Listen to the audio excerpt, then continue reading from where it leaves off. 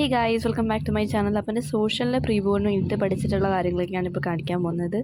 സോഷ്യലിൻ്റെ pre board 3ന് വേണ്ടിയിട്ട്. അപ്പോൾ ഞാൻ ഫസ്റ്റ് എടുത്തിട്ടുണ്ടായിരുന്നത് സിവിക്സ് ആണ്. സിവിക്സിലൊരു ചാപ്റ്റർ വായിക്കാമെന്ന് വിചാരിച്ചു. പക്ഷേ സത്യം പറഞ്ഞാൽ അതൊരു ബാഡ് ഡിസിഷനായിരുന്നു. കാരണം ഞാൻ ഓൾറെഡി ആ 2 ചാപ്റ്റേഴ്സ് വായിച്ചിട്ടുള്ളായിരുന്നു. അതിൻ്റെ റീഡിങ് കഴിഞ്ഞാണ്. പക്ഷേ ഇപ്പോൾ ഞാൻ എന്തീ കാണിക്കുന്നത്? എന്തായാലും ആ ഒരു ചാപ്റ്ററിൻ്റെ റീഡിംഗ് ഒക്കെ കഴിഞ്ഞിട്ടുണ്ടായിരുന്നു, ഫസ്റ്റ് 2 ചാപ്റ്ററിൻ്റെ. എന്നാലും ഞാൻ വീണ്ടും ഇരുന്ന് വായിക്കായിരുന്നു. അതൊരു മണ്ടത്തരമായിട്ട് എനിക്ക് തോന്നുന്നു. പിന്നെ ഇതെൻ്റെ സ്കോർ 100 ബുക്കാണ്. അപ്പോൾ അതിനകത്ത് ഞാൻ കുറച്ച് റിവിഷൻ ചെയ്തിട്ടുണ്ടായിരുന്നു, ഞാൻ പഠിച്ച ചാപ്റ്ററിൻ്റെ തന്നെ. അപ്പോൾ എനിക്കിനി അതിനകത്ത് കുറച്ചും കൂടെ പഠിക്കാനും കാര്യങ്ങളൊക്കെ ഉണ്ട്. അതിൻ്റെ റിവിഷൻ ഷീറ്റ്സ് അത്യാവശ്യം കൊള്ളാവുന്നതാണ്.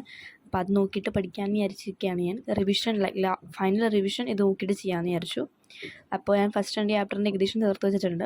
അപ്പോൾ NCERT ഞാൻ വീണ്ടും ഒരു ആവശ്യമില്ലാണ്ട് വായിക്കാൻ പോവാണ്. കാരണം ഓൾറെഡി എൻ്റെ റീഡിങ് കഴിഞ്ഞാണ് ഈ ചാപ്റ്ററിൻ്റെ, ഈ അടുത്ത് തന്നെ കഴിഞ്ഞാണ്. അപ്പോൾ എനിക്ക് വായിച്ച് നോക്കിയപ്പോഴാണ് ആ ഒരു കാര്യം ക്ലിക്കായത്. കാരണം എനിക്ക് അത് വായിക്കേണ്ട ആവശ്യമില്ല, ഓൾറെഡി എൻ്റെ കയ്യിൽ എനിക്ക് അത്യാവശ്യം ഇതിനെ പറ്റിയിട്ടുള്ള ഐഡിയ ഒക്കെ ഉണ്ടെന്ന് എനിക്ക് അപ്പോഴാണ് മനസ്സിലായത്. അതുകൊണ്ട് തന്നെ കുറച്ച് വായിച്ചതിന് ശേഷം ഞാൻ അത് സ്റ്റോപ്പ് ചെയ്തിട്ടുണ്ടായിരുന്നു. ആൻഡ് ഇതിൻ്റെ ഫുൾ മാർക്കിംഗ് ഒക്കെ ചെയ്തിട്ടുണ്ട്. കാരണം 2-3 പ്രാവശ്യം ഞാൻ ഈ ചാപ്റ്റർ വായിച്ചതാണ്. പിന്നെ ഈ അടുത്തും കൂടെ വായിച്ചതേ ഉള്ളൂ. അപ്പോൾ എൻ്റെ വീഡിയോയിൽ എൻ്റെ ക്ലിപ്പ് ആഡ് ചെയ്യുന്നത് വളരെ കുറവായതുകൊണ്ട് തന്നെയാണ് ഇപ്പോൾ കുറച്ച് ക്ലിപ്പ് എൻ്റെ തന്നെ ആഡ് ചെയ്യുന്നത്. ആൻഡ് ഞാനത് വായിക്കാനിരുന്നു. അതിൻ്റെ ഇടയിൽ ഞാൻ ടൈമർ വെച്ചേക്കാമെന്ന് വിചാരിച്ചു. ടൈമർ ഇങ്ങനെ സ്പീഡിൽ പോകുന്നതാണ് രസമല്ലേ. അപ്പോൾ ആ രീതിയിൽ ഞാൻ ടൈമറൊക്കെ സെറ്റ് ചെയ്ത് നിങ്ങളെ കാണിച്ചിട്ടാന്ന് വിചാരിച്ചു. ആൻഡ് എൻ്റെ സബ്സ്ക്രൈബേഴ്സ് എന്ന് പറയുന്നത് ഇപ്പോൾ 896 ആണ്. ആൻഡ് നമ്മൾ ഒരു 4 പേരും കൂടെ സബ്സ്ക്രൈബ് ചെയ്യുകയാണെങ്കിൽ 900 ആവും. അപ്പോൾ please to subscribe to my channel.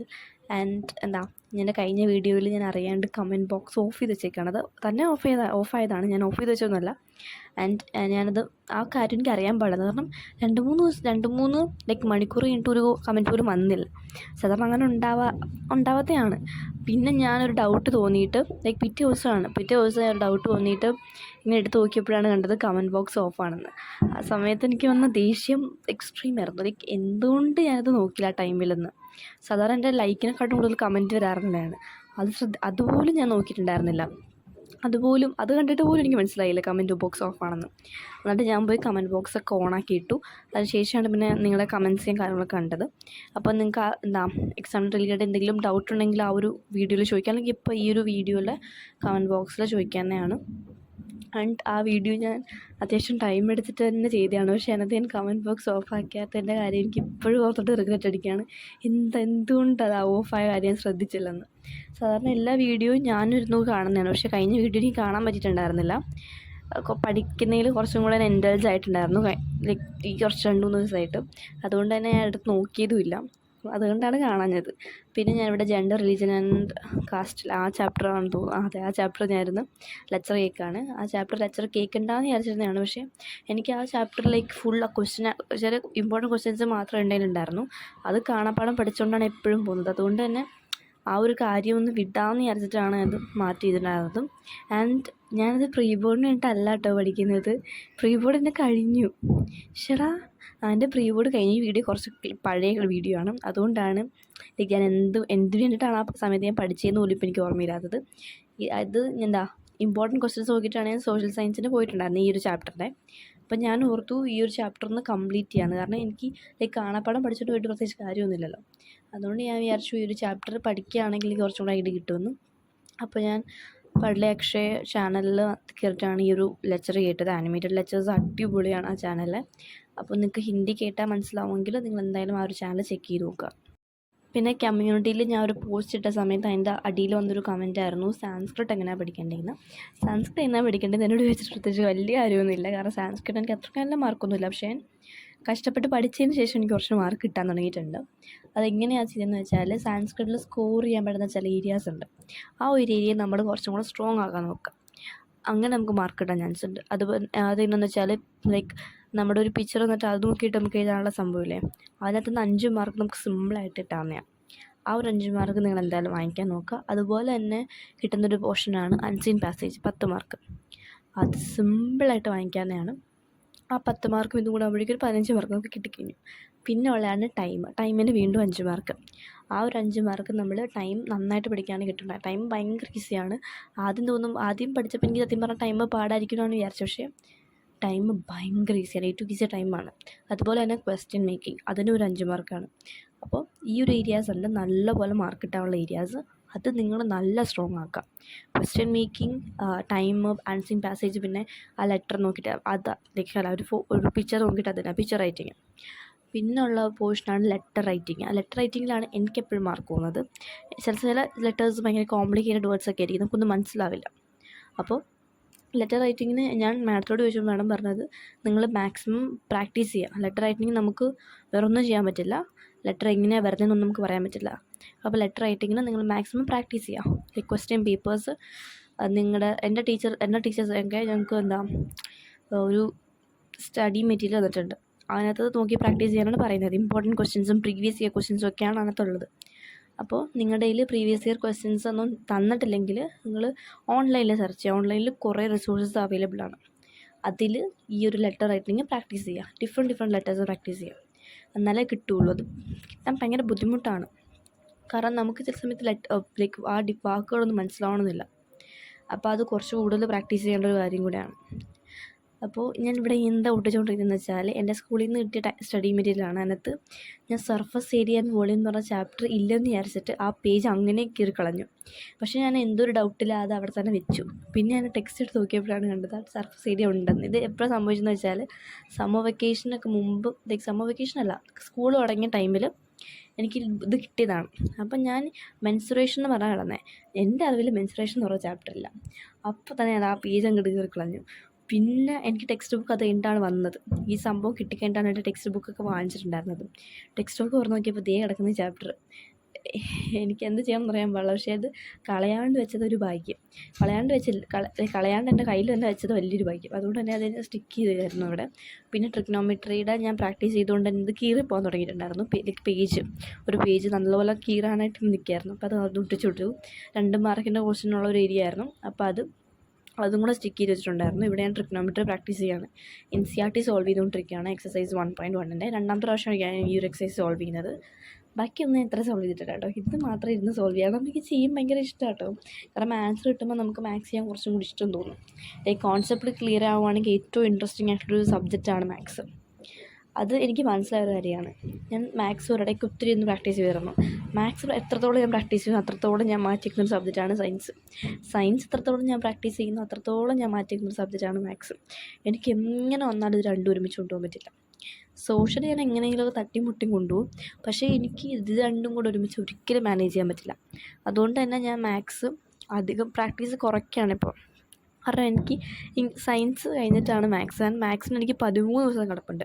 Hindi പിള്ളേരെക്കാട്ടും കൂടുതൽ ഞങ്ങൾക്ക് കിട്ടുന്നുണ്ട്. കാരണം ഞങ്ങളുടെ അവർക്ക് സോഷ്യൽ കഴിഞ്ഞാൽ ഹിന്ദിയാണ്, ഞങ്ങൾക്ക് സോഷ്യൽ കഴിഞ്ഞാൽ ഡയറക്റ്റ് മാത്സാണ്. അതായത് 13 ദിവസത്തെ ഗ്യാപ്പുണ്ട്. ഞങ്ങൾക്ക് ഒത്തിരി സമയമുണ്ട് പഠിക്കാനായിട്ട്. 13 ദിവസം കിടക്കില്ല. ഒരു ചാപ്റ്റർ ലൈക്ക് 2 ചാപ്റ്റർ ഒരു ദിവസം വെച്ച് പഠിച്ചാൽ പോലും എനിക്ക് ബാക്കി ദിവസങ്ങൾ കിടക്കും. അതുകൊണ്ട് തന്നെ ഞാൻ കുറച്ച് പതുക്കെ ലൈക്ക് ആ സമയത്ത് കുറച്ചും കൂടെ സീരിയസ് ആയിട്ടിരുന്ന് പഠിക്കാൻ വിചാരിച്ചു. ലൈക്ക് തൊടാത്ത ചില ചാപ്റ്റേഴ്സ് ഉണ്ട്. തൊടാത്ത ചാപ്റ്റേഴ്സ് എന്ന് പറയാൻ പറ്റില്ല. ഇപ്പോൾ എനിക്ക് അത്യാവശ്യം എല്ലാത്തിൻ്റെ ഒരു കോൺസെപ്റ്റ് എൻ്റെ ഐഡിയയിലുണ്ട്, എൻ്റെ മനസ്സിലുണ്ട്. ഇപ്പോൾ ട്യൂഷന് പോകുമ്പോൾ അവിടെ പ്രാക്ടീസ് നടക്കുന്നുണ്ട്. അതുകൊണ്ട് തന്നെ വീട്ടിൽ വന്നിട്ട് പ്രാക്ടീസ് ഞാൻ കുറയ്ക്കാൻ നിൽക്കുകയാണ്. ട്യൂഷനിൽ നല്ലപോലെ പ്രാക്ടീസ് നടക്കുന്നുണ്ട് എൻ്റെ മാത്സിന്. ആൻഡ് മാത്സിൻ്റെ സ്ട്രോങ് ആവുന്നുണ്ട് ട്യൂഷൻ കാരണം. അതുകൊണ്ട് തന്നെ മാത്സ് വീട്ടിലെ പ്രാക്ടീസ് ഞാൻ കുറച്ച് കുറയ്ക്കുന്നുണ്ട്. കാരണം വീട്ടിലിരിക്കുകയാണെങ്കിൽ എനിക്ക് ഉറക്കം വരാൻ വേണ്ടി എടുക്കുന്ന സബ്ജക്റ്റാണ് മാത്സ്. ഞാൻ മാത്സ് പഠിക്കാൻ നിൽക്കുകയാണെങ്കിൽ എൻ്റെ ഉറക്കം പോകും. കാരണം എനിക്ക് എങ്ങനെയെങ്കിലും ഇതൊന്ന് ഒരു പ്രോബ്ലം സോൾവ് ചെയ്ത് കഴിഞ്ഞാൽ എനിക്ക് നടുക്ക് എഴുന്നേറ്റ് പോകാൻ പറ്റത്തില്ല. അത് സോൾവ് ചെയ്തതിൻ്റെ ആൻസർ കിട്ടിയാലേ ഒരു മനസ്സമാധാനം കിട്ടുള്ളൂ. ഞാൻ സ്വന്തമായിട്ട് സോൾവ് ചെയ്യുകയാണെങ്കിൽ കൂടുതൽ സന്തോഷമായിരിക്കും. എനിക്ക് അടുത്ത ക്വസ്റ്റ്യൻ ചെയ്യാനും തോന്നും. അതുകൊണ്ട് തന്നെ ലൈക്ക് ഉറക്കം വന്ന് തൂങ്ങിയ സമയത്ത് എടുക്കുന്ന സബ്ജക്റ്റാണ് മാത്സ്. എന്നെപ്പോലെ വേറെ ലൈക്ക് ആരെങ്കിലും ഇങ്ങനത്തെ ഒരു പരിപാടി ഉണ്ടോ എന്ന് എനിക്കറിയത്തില്ല. എനിക്ക് മാത്രമേ ഉണ്ടാവുള്ളൂ ഇങ്ങനത്തെ ഒരു പരിപാടി. ഞാനിവിടെ ശോഭിത് സാറിന് ക്ലാസ് ചെയ്തുകൊണ്ടിരിക്കുകയാണ്. എനിക്ക് മാത്സ് ഏറ്റവും കൂടുതൽ നന്നായിട്ട് മനസ്സിലാവുന്ന സാറിന് ക്ലാസ് കേൾക്കുമ്പോഴാണ്. ആൻഡ് ഞാൻ ഈ ഒരു ട്രിഗ്നോമെട്രിയുടെ ക്ലാസ് എക്സാമിനറിൽ കുറച്ച് കേട്ടിട്ടുണ്ടായിരുന്നു. അത് അടിപൊളിയായിരുന്നു. ഒരു മിസ്സാണ് പഠിപ്പിച്ചത്, മാത്സ് മിസ്സിൻ്റെ പേര് ഞാൻ മറന്നു. അടിപൊളിയായിട്ട് പഠിപ്പിച്ചിട്ടുണ്ടായിരുന്നു. ഞാൻ സ്റ്റാർട്ടിങ് കുറച്ചൊക്കെ കേട്ടിട്ടുണ്ടായിരുന്നുള്ളൂ. ലൈക്ക് ലേറ്റ് നൈറ്റാണ് ഞാൻ എടുത്തിട്ടുണ്ടായിരുന്നത്. അപ്പോൾ എനിക്ക് ഉറങ്ങാനുള്ള ടൈമായിരുന്നു. അപ്പോൾ ഞാൻ അത് ഓഫ് ചെയ്തിട്ട് മാറ്റി. ആൻഡ് ഇവിടെ എനിക്ക് ട്രിഗ്നോമെട്രിയുടെ ക്വസ്റ്റ്യൻ സോൾവ് ചെയ്യാൻ പറ്റാത്തതിൻ്റെ സങ്കടമാണ് അവിടെ കിടന്ന് തീർക്കുന്നത്. ഞാൻ എത്ര ചെയ്തിട്ടും എനിക്ക് പറ്റുന്നുണ്ടായിരുന്നില്ല. കാരണം ഫസ്റ്റ് സ്റ്റാർട്ടിങ്ങൊക്കെ നല്ല സ്മൂത്തായിട്ട് പോയി, അവസാനമായപ്പോഴേക്കും പണിയിട്ടാൻ തുടങ്ങി. അപ്പോൾ ഞാൻ ലൈക്ക് എന്താ ഞാൻ പറഞ്ഞിട്ടുണ്ടെന്ന് എക്സാമിനർ. അപ്പം ആ മിസ്സിൻ്റെ ക്ലാസ് കേട്ടിട്ട് എനിക്ക് അത്യാവശ്യം നല്ലപോലെ മനസ്സിലാവുന്നുണ്ടായിരുന്നു. പക്ഷേ ഇപ്പം ഞാൻ ശോഭി സാറിൻ്റെ ക്ലാസ് കേൾക്കാൻ കാരണം അതിനകത്ത് ഡ്യൂറേഷൻ ഭയങ്കര കുറവാണ്. ഇതിനകത്ത് നല്ല ഡ്യൂറേഷൻ ഉണ്ട്. അപ്പം ഞാൻ ഓർത്തു ഇതിനകത്ത് കേട്ട് എൻ്റെ മാക്സിമം ക്വസ്റ്റ്യൻസ് തീർക്കാമെന്ന്. കാരണം സാറ് NCERT സോൾവ് ചെയ്യിപ്പിക്കുന്നുണ്ട്, അല്ലാത്ത കാര്യങ്ങളും സോൾവ് ചെയ്യിപ്പിക്കുന്നുണ്ട്. അപ്പോൾ ഞാൻ ഓർത്തു അത് തന്നെ ചെയ്യാമെന്ന്. ഇവിടെ ഞാൻ ബുക്ക് അടച്ച് വെച്ചിട്ട് പോകുന്നു, പിന്നെ വീണ്ടും ബുക്ക് എടുക്കുന്നത്. അതെന്താണെന്ന് വെച്ചാൽ ഞാൻ ഡിന്നർ കഴിക്കാൻ പോയതായിരുന്നു. രാത്രി പഠിക്കുന്നതാണ് നിങ്ങൾ കാണുന്നത്. ആൻഡ് അതിൻ്റെ ഇടയിൽ ഞാൻ ഒരു വീഡിയോ കണ്ടുകൊണ്ടിരിക്കുകയായിരുന്നു. ഫുഡ് കഴിച്ചുകൊണ്ടിരിക്കുന്ന ഇടയിൽ ഞാൻ വീഡിയോ കാണുന്നുണ്ടായിരുന്നു. ഒരു സ്റ്റഡി വ്ളോഗറിൻ്റെ വീഡിയോ തന്നെയാണ് ഞാൻ കാണുന്നത്. കാരണം എൻ്റെ ഫീഡ് ഫുൾ സ്റ്റഡി വ്ളോഗേഴ്സാണ്. അപ്പോൾ നമ്മൾ ഇപ്പോൾ എന്താണോ കാണുന്നത് അത് ചെയ്യാൻ നമുക്കൊരു സംഭവം കൂടുതൽ എന്തൊക്കെയാണ് ഞാനീ പറയുന്നത്, നമ്മൾ എന്താണോ കാണുന്നത് അത് ചെയ്യാനായിട്ട് നമുക്ക് കൂടുതൽ ഒരാഗ്രഹം തോന്നും. എൻ്റെ കാര്യത്തിൽ അങ്ങനെയാണ്. ഞാനിത് കേട്ടിട്ടുള്ള ഒരു കാര്യം കൂടിയാണ്. അതുകൊണ്ട് തന്നെ കൂടുതൽ പെർസ്യൂ ചെയ്യുന്നത് ഈ സ്റ്റഡി വ്ളോഗേഴ്സിനെ കാണാനാണ്. അപ്പോൾ അവർ പഠിക്കുന്ന കാണുമ്പോൾ എനിക്കും ഓട്ടോമാറ്റിക്കലി പഠിക്കാൻ തോന്നും. പിന്നെ ഇപ്പോൾ ഞാൻ വീഡിയോ ഇടുന്നതുകൊണ്ട് തന്നെ അവർ ചെയ്യുന്നത് പോലെ വീഡിയോ ഇടാൻ ഞാൻ നോക്കാറുണ്ട്. പക്ഷേ അതത്ര നല്ല ശീലമല്ല. എന്താ വെച്ചാൽ അല്ലെങ്കിൽ അവർ ചെയ്യുന്ന കണ്ടൻറ്റ് കോപ്പി അടിക്കലല്ലേ ഇത്. പക്ഷെ അങ്ങനെ ഞാനിപ്പോൾ അങ്ങനെ ചെയ്യാറില്ല. എനിക്കിപ്പോൾ എൻ്റേതായ ഒരു ശൈലിയുണ്ട്. എൻ്റെ വീഡിയോ ഫസ്റ്റ് തൊട്ട് കാണുന്നവർക്കാണെങ്കിൽ ഇത് മനസ്സിലാവും. എനിക്ക് എൻ്റേതായ ഒരു ശൈലിയുണ്ട്. ആ രീതിയിലാണ് ഞാൻ വീഡിയോ ഇടുന്നത്. പക്ഷേ എനിക്ക് ഭയങ്കര ഇഷ്ടമാണ് സ്റ്റഡി വ്ളോഗേഴ്സിനെ കാണാൻ. പ്രത്യേകിച്ച് അല്ലെങ്കിൽ മലയാളം സ്റ്റഡി വ്ളോഗേഴ്സിനെ കാണുന്നത് കുറവാണ്. അധികം സ്റ്റഡി വ്ളോഗേഴ്സ് ഇല്ല മലയാളത്തിൽ. കുറച്ച് പേരൊക്കെ ഉണ്ട്, എൻ്റെ ഫേവറേറ്റ്സ് ആയിട്ടുള്ള കുറച്ച് പേരൊക്കെ ഉണ്ട്. പക്ഷേ കൂടുതൽ ഞാൻ കാണുന്നത് നോർത്ത് ഇന്ത്യൻസ് അവരുടെയൊക്കെയാണ്. അവരുടെ സ്റ്റഡി വ്ളോഗേഴ്സ് കണ്ട് എനിക്ക് അഡിക്റ്റ് ആയിട്ടിരുന്ന ടൈം ഉണ്ടായിരുന്നു. എൻ്റെ 9th അവസാനത്തെ ടൈമിൽ എനിക്ക് ഭയങ്കര ഇഷ്ടമാണ്. കുറേ കാണുമായിരുന്നു. ആൻഡ് അതനുസരിച്ച് ഞാൻ പഠിക്കുകയും ചെയ്യുമായിരുന്നു. ഫൈനൽ ടൈമിൽ 9th ഞാൻ പഠിച്ചിട്ട് പഠിത്തമുണ്ട്. മാത്സിനോട് ഞാൻ പഠിച്ച പഠിത്തം. കാരണം മാത്സിന് എനിക്കൊന്നും അറിയാൻ പാടില്ലായിരുന്നു. ഈവൻ ദോ ഞാൻ ട്യൂഷനൊക്കെ പോയിട്ടുണ്ടായിരുന്നു, എന്നാലും എനിക്ക് മിക്കതൊന്നും അറിയത്തില്ലായിരുന്നു. പക്ഷേ ഞാൻ കഷ്ടപ്പെട്ടാണ് ആ സമയത്ത് മാത്സ് ഞാൻ പഠിച്ചത്. ഞാൻ ഫെയിലാവുന്ന ഒരു തോന്നൽ എനിക്കുണ്ടായിരുന്നു 9th ടൈമിൽ. അങ്ങനെയൊക്കെ പഠിച്ചിട്ടാണ് ഞാനിപ്പോൾ എത്തിയിട്ടുണ്ടായിരുന്നത്. അതുകൊണ്ട് തന്നെ സ്റ്റഡി വ്ളോഗേഴ്സ് എനിക്ക് എൻ്റെ ലൈഫിൽ ഭയങ്കര ചേഞ്ചസ് വരുത്തിയ ആൾക്കാരാണ്. കാരണം അവർ അത്രത്തോളം ഇൻഫ്ലുവൻസ് ചെയ്തിട്ടുണ്ടായിരുന്നു എന്നെ 9th വെച്ചിട്ട്. അപ്പോൾ എൻ്റെ എനിക്ക് ഈ ഒരു കണ്ടൻറ് ക്രിയേഷൻ ഫീൽഡിലേക്ക് വരാനൊരു ആഗ്രഹം തോന്നിയത് അവരുടെ ഇത് കണ്ടിട്ടും കൂടിയാണ്. അവരുടെ വീഡിയോ കാണുമ്പോൾ എനിക്കും അങ്ങനെ ഒരു വീഡിയോ എടുക്കണം. ഞാൻ മുമ്പും ഇങ്ങനെ ചുമ്മാ റെക്കോർഡ് ചെയ്യുമായിരുന്നു. അപ്ലോഡൊന്നും ചെയ്യത്തില്ലായിരുന്നു, റെക്കോർഡ് ചെയ്യുമായിരുന്നു ടൈം ലാപ്സിലെടുത്തിട്ട്. എന്നിട്ട് ഞാൻ സ്വന്തമായിട്ടിരുന്ന് കാണുകൊണ്ട് ഇരുന്ന് പഠിക്കുമായിരുന്നു. അങ്ങനത്തെ പരിപാടിയൊക്കെ എനിക്കുണ്ടായിരുന്നു. ഞാൻ സ്വന്തമായിട്ട് എനിക്ക് ഭയങ്കര ഇഷ്ടം ടൈം ലാപ്സിൽ ഇങ്ങനെ സ്റ്റഡി വ്ളോഗേഴ്സ് ഇങ്ങനെ പഠിക്കുന്നതൊക്കെ കാണുമ്പോഴും പിന്നെ അവർ വോയിസ് കൊടുക്കുന്ന രീതിയും ഒക്കെ ഞാനിരുന്ന് കേൾക്കുമായിരുന്നു. ഞാൻ ഭയങ്കര അഡോർ ചെയ്യുമായിരുന്നു അവരുടെ ആ ഒരു ഇതൊക്കെ. അപ്പം ഞാൻ ഇപ്പോൾ ഈ ഒരു കാര്യം ചെയ്യുമ്പോൾ എനിക്ക് ആ ഒരു ഇത് കിട്ടുന്നുണ്ട്.